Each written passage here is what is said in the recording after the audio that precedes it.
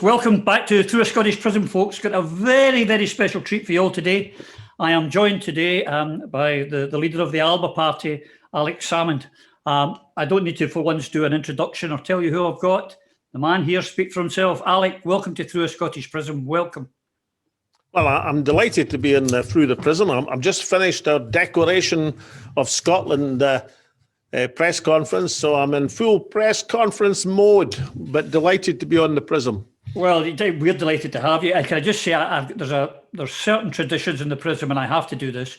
Right at the beginning, I have to give a shout out to the boys from the Dog and Duck, which is the most famous online pub ever, which began during lockdown. And if I don't mention them, I get grief. They send their best. I can see you're thriving, but how are you enjoying being back on the campaign trail? Oh, well, it's very unusual, isn't it? I mean, this is, I'm here in Ellen in Aberdeenshire in our broadcasting centre, which we now have properly lit and free of technical problems. But it's an interesting way to campaign. It's quite different from anything anybody's ever experienced before. I mean, we actually had to turn a photographer away today because they would be in breach of the COVID regulations, because we had we had enough in. So we had the, chairs distance out for them, and we had to turn. Mind you, it was a Daily Mail photographer, so it wasn't too great a hardship. But we had to come in first come, first served basis. So everything's different. But, you've got to adapt to the new circumstances. And I am not certain that this, COVID lockdown election is not a format that might suit an emerging, growing party like ALBA. I actually think we'll be better able to adapt to the conditions than perhaps some of the old, slow-moving, established parties. I mean, you think of them like the dinosaurs evolving away because they couldn't adapt to the new world. I think ALBA will be better at doing that. So it's different. But it's inciting and it's engaging, and let's see how we go with it.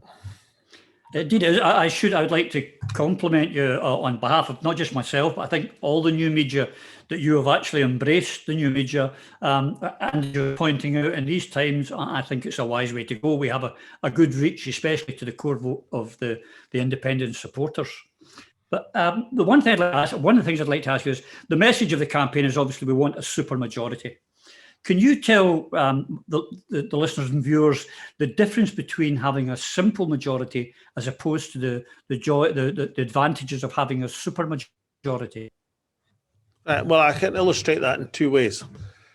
Firstly, on my own experience when I was First Minister, if you take the years between 2007 and 2011, I had some great ideas, not for independence, because if that wasn't going to be conceded, or a referendum wasn't going to be conceded, but some great ideas for progressing Scotland's case. And of course, we did that. We had various white papers and publications and proposals for freeway referendums.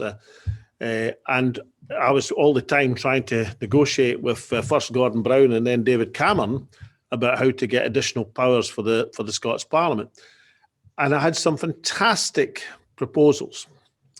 And each of them foundered on the problem that I was negotiating with one eye behind my back, because in the Scots Parliament there was a unionist majority. There was 49 MSPs supporting independence, and the rest were unionists.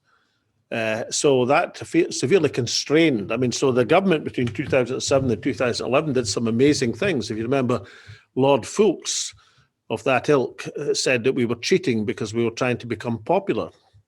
So it was an extraordinary government in many ways, but it couldn't progress the case for Scottish independence.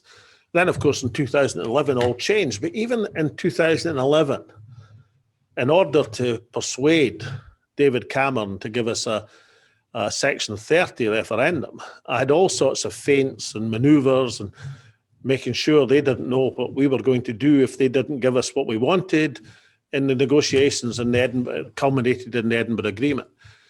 But it was a huge difference, the fact that we could say, look, we've got an overall majority and a mandate.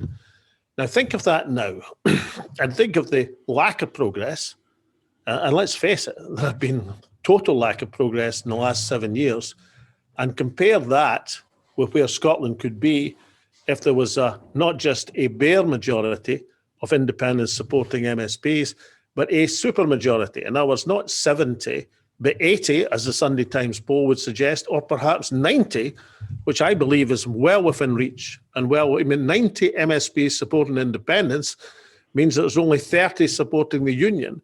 And a quick arithmetic calculation of which BarrheadBoy is famous, it means that's an independence majority of about 60. So that would be a totally different perspective. Because what you're engaged in is a battle for legitimacy. The perception of legitimacy, first and foremost by the Scottish people, second by the English people and the Westminster government, and thirdly by international opinion. And if you're sitting on an independent supermajority of potentially 60 MSPs in the Scots Parliament, it makes all the difference in the world. Does that in itself guarantee either an opportunity to vote for independence or indeed independence itself? No, it doesn't. It requires will, determination, and statecraft. These are the things which have not been obvious or in abundance over the last 7 years. And of course, I've got great respect, incidentally, for the green politics, for the Green New Deal. I enabled Scotland to reach its present position in renewable energy by taking a lot of decisions, some of which weren't all that popular, like the electricity grid from down the spine of Scotland, which makes possible securing the renewable assets from many parts of Scotland. That wasn't a popular thing to do. I had to persuade some of the SNP MSPs that there was a national interest which was greater than their supposed local opposition. Mind you, the ones who told me they were going to lose their seats as a result, all in 2011 held them with resounding majorities. But nonetheless, it wasn't a simple or easy decision, but one that I made and one that was worth making. However, despite my admiration for green politics, and there was an estimable lady in the first leaders debate that I watched last Tuesday, but I also reckoned, unless I missed it, it's the case that she did not utter the word independence once in that entire hour-long debate, despite the fact there was at least 2, perhaps 3 questions where the independence issue was relevant. She actually managed to go through the entire debate without uttering the word independence. Now, you can do many things in politics, many things, but you're not going to enable an independence majority or persuade people to vote for independence or to believe in independence if you're frightened of the word. And so I don't think in many of the people who are ostensibly independence supporters, there's any real gut enthusiasm who see independence as an overriding priority, as I do, and as many, many people watching this blog and this broadcast most certainly do. You've always been innovative, shall we say, since the days, all times, but especially with Hollywood, from using the list to the advantage of the SNP and now hopefully to ALBA. But you're the famous Alex Salmond for First Minister. But in 2007 and 2011, it was a completely different ballgame. Critics now are going to say, oh, we're gaming the system. I don't accept that. I believe it's tactics and tactical voting, because in 2002, the conditions were completely different. Labour was still a force in the constituencies, but it is a completely different ball game now on the list, is it not? Look, firstly, in terms of what the system is and what the system isn't, any political system should be operated into the maximum positive advantage of the party who's operating in it. My dad was a fanatical golfer, and he used to, when I put the ball in the rough or in some other ridiculous position it shouldn't have been, and was moaning and whining and gurning about it, my dad would always growl at me, "Play the ball as it lies, Alec. Play the ball as it lies." And it was sound advice for golf when I was a youngster, and it's very sound advice for political systems when I'm an adult. You play the ball as it lies. And we have the DeHont regional list system. which many people criticise, but a lot more criticise first past the post. For those who say you're gaming the system, what's Boris Johnson doing with 40% of the vote and the majority of 90 in the Westminster Parliament? So the degree of hypocrisy from these people is overwhelming. What I find more surprising than the anguished howls of the Tories and other unionists, and they are anguished and they are howls, is the people who ostensibly are independent supporters who says, we don't want a big independence majority in the Scots Parliament. We don't want a situation where we have lots of independents supporting MSPs. And I have to say, why on earth should that be? Why would any independent supporter not want to have as many as possible MSPs supporting independence in the Scots Parliament? Or to bring it down to cases, why would any independent supporter rather have Murdo Fraser in the Scots Parliament than Alex Salmond?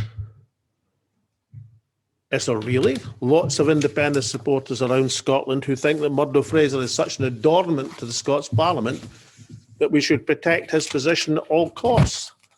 Or the referee, and this is not an affectation, his name always escapes me, Douglas Ross, that's him, who says that Douglas Ross should be preserved like some endangered species in the Highland list, as opposed to being replaced in the Highland list by an excellent SNP, MSP, or in this case, the wonderful ALBA representatives, Kirk Torrance, Craig Berry, Josh Robertson, and Judith Reid. So why should anybody believe that Douglas Ross should be preserved if they're an independent supporter, as opposed to Kirk, Craig, Josh, or Judith? Surely not just ALBA supporters, but SNP supporters, Green supporters, independent supporters, people of no party who want to see a different voice fighting for Scotland would look at Douglas Ross's performance and say, no, Douglas, you've got the red card, and let's bring Kirk, Craig, Josh, or Judith onto the field. Or, better still, let's bring all four onto the field. So I can understand the howls of anguish from our unionist community.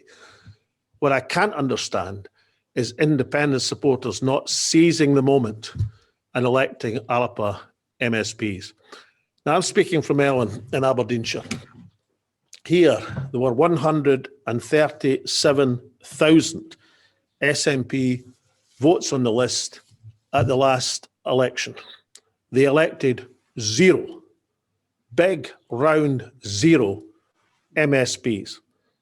If half of these people and the others who'll support us are to vote ALBA on the list, then Alex Salmond, Heather McLean, Councillor Brian Topping and Dot Jessamine will all be elected from the ALBA party. And I know that they'll make a bigger contribution to Scotland's cause than Murdo Fraser could do in his dreams. I'll second that. You mentioned today in your speech earlier today, which was inspirational, dare I say, Alec, that this is reinvigorating the 2014 joy. I've never in my life experienced anything like it. I don't think anyone that was involved in it was. But do you genuinely feel that is where we're going and what's happening? If I had to say, I mean, look, I'm in many ALBA meetings just now. I mean, the party's 10 days old. Yeah. So I can't claim to know, any of our 4,500 members we've got already.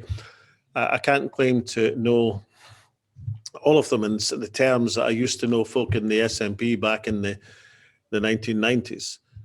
But in all of the meetings and online meetings, from the top executive to the candidates to the organisational meetings to here in the Northeast or Zoom meetings on a Sunday that I've encountered, I encountered something which reminds me absolutely of the high summer of the Yes campaign of 2014, when the grassroots campaign took off, lifted the campaign from the rut in which it was stuck, and the campaign almost almost spontaneously, certainly erupting all over the place, all over Scotland. You know, when the wee blue book was out and about, being photocopied, synchronized, printed illicitly across the country.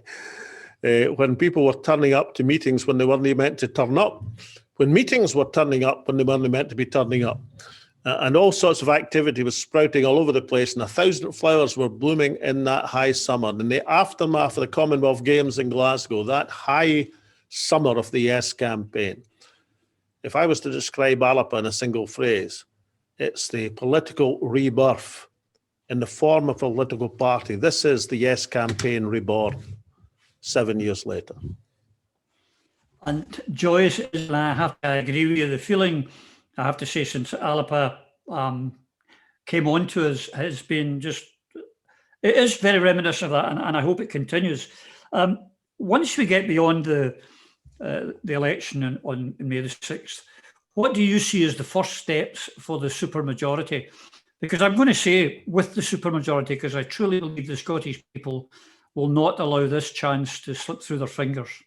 So what are the first steps we've got to take as a parliament once we can?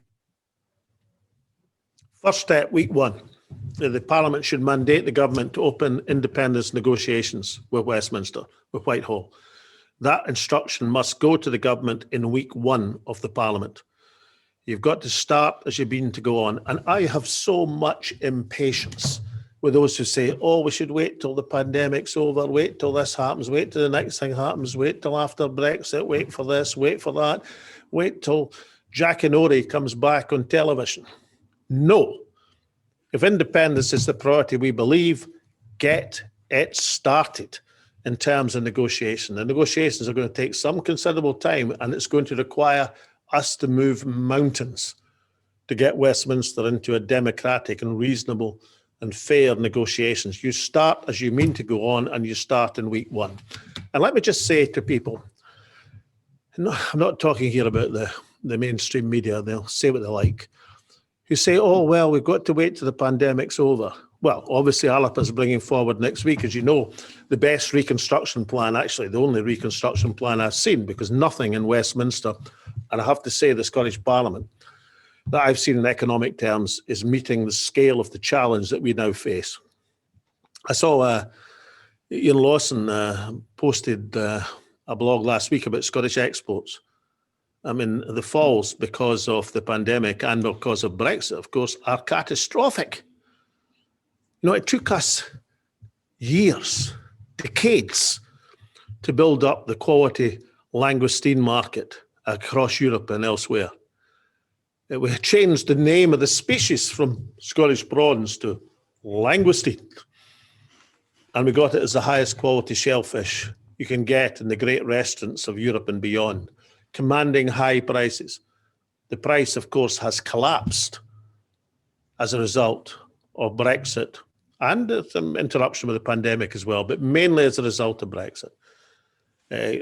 So markets which took years to establish. I mean, I signed an agreement with Scott Salmond in China back in 2011, and that is now a major market for Scott Salmond. So these things have been jeopardized and sacrificed on the altar of stupidity during this pandemic. The idea that we would leave recovery from the pandemic in the same hands as these complete incompetents who've made a mess of things from Westminster is extraordinary. And I can't understand why, I mean, I understand the Unionist papers, but I can't understand why anybody who believes in Scottish independence would say this recovery from Brexit is so important, we'll leave it in the hands of these complete ninnies who have exacerbated the economic problems of the pandemic through Brexit and through other monumental incompetence. We are moving into a new world. We have a scale of an economic challenge that requires to be met. There then is the new world post-pandemic. That world is going to change. It must change. It should change. Because anybody who thinks we're going to go blinking into the sunlight for business as usual hasn't understood the lessons from this pandemic. In that new world, Scotland better have a stake, or we're going to be left behind. And we cannot shape a future which is learning the lessons of the pandemic unless we're in a position to do so. Unless any independent supporter watching this broadcast is going to say, let's leave that new world, the changes that are going to have to take place in Scottish society, the changes about equality and who has suffered most from the pandemic, the changes in terms of the nature of the groups in the population who have been borne down upon, leave that to Boris Johnson. You're kidding me on. We have to see independence, not as the solution, but as unlocking the door to the future. And that new world, which is going to emerge post-Brexit, post-pandemic, is one that Scotland needs to have the powers if we're going to shape it in the way that people are hoping and expecting. It would be a tragedy. A, if we don't rise to the economic challenge, which we must, but B, if we think it's going back to business as usual. And part of the change that we need is carried through in the independence message. Would you also agree, Alex, as big a threat? You mentioned that no one's got a plan, an economic plan, and you're absolutely right, Nan. It's delighted to hear that ALBA is going to bring theirs forth. But another huge threat to Scotland, which I believe can only be headed off by a supermajority, is the Internal Market Bill, which is, in my humble opinion, an attack not just on our Parliament, but our entire democracy and the way that the Scottish people operate as we do today. And we must have some kind of defence mechanism against that. I mean, there's no question we've got to prepare ourselves and the people for the real politique of the world we're moving into. I mean, this is not a choice between Scotland standing still or moving forward to independence. If Scotland attempts to stand still, if we delay the move to independence, we'll actually move backwards, substantially backwards. And the Internal Market Bill is just one piece of evidence of that. It'll be one of many. You know, our opponents, our political foes, the Unionist coalition, they don't intend to let matters lie. They don't intend to let the Scottish Parliament pat it on the head and say, just you go on with that stuff and we won't touch anything that's happened. And they certainly don't intend to fulfill the vow of 2014. What they intend to do is to nude and to strip and to remove the powers of the Parliament. They intend to absorb and claim the authority which lay in the European Union, where in many cases, not all, but in many cases, Scotland got a benevolent look. And they intend to centralise that in Whitehall. You know, I was brought up in life to think there was the three great lies in life. You know, darling, I'll respect you in the morning. 2 was the checks and post. And the 3rd is, I'm from the Westminster government and I'm here to help Scotland. Well said. Can I ask 2 last questions, because our time is running out far too quickly for my liking. But what will you view as a success on Friday the 7th? What would you say is a success for the ALBA party and Scotland? Because I put the 2 together, they are inseparable.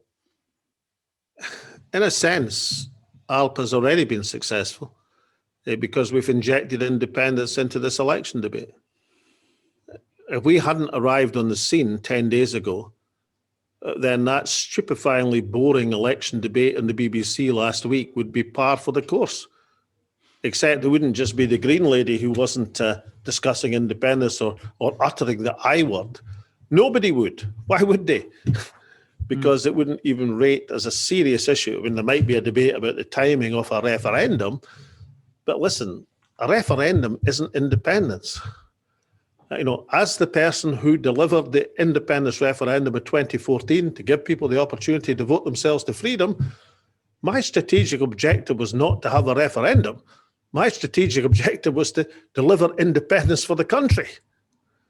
The strategy is independence. The tactics could be a referendum, could be many other things, as I was trying to illustrate. So in a way, ALBA's already had a success, but real success, political success that will make a difference, will be parliamentary representation in every area of Scotland. Now, one last story. Gordon Wilson, SNP leader, I had a number of disagreements with Gordon over the years, But he did once tell me a great story about him and Harold Wilson. This is Gordon Wilson's story. Between the two parliaments of February and October 74, the SNP elected 7 MPs, including Gordon Wilson. Harold Wilson had a minority government.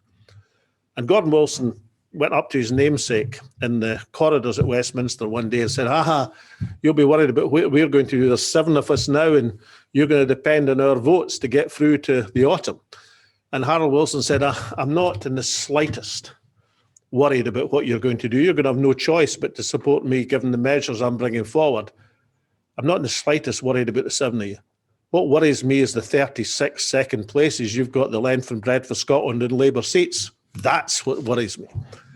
So I suspect if ALBA gets into the Parliament, then our impact will be not just in the ALBA MSPs elected, but the very, very certain knowledge that unless the independence case is progressed as it should be with the urgency it requires, then these numbers, whatever they may be, will be multiplied many times over when people next go into the polling station. So ALBA acts as making sure independence is injected into the debate, in gaining a parliamentary foothold, but also the prospect of more to come, if, of course, and it's a possibility, we take off during this campaign in the last few weeks, then who knows what we might achieve. And certainly if we can capture that spirit of 2014 of the high summer of the Yes campaign, then we'll take some stopping in this election. Alex, thank you very much. I'm sad to say we've come to the end of the time. I appreciate, as do my listeners, the time that you've given us. And can I wish you all the best in this coming election and let you know that certainly I and all of my listeners and readers will be rooting for you and ALBA and the supermajority. Thank you very much, Alex. I appreciate it. And Barrhead, you're the boy.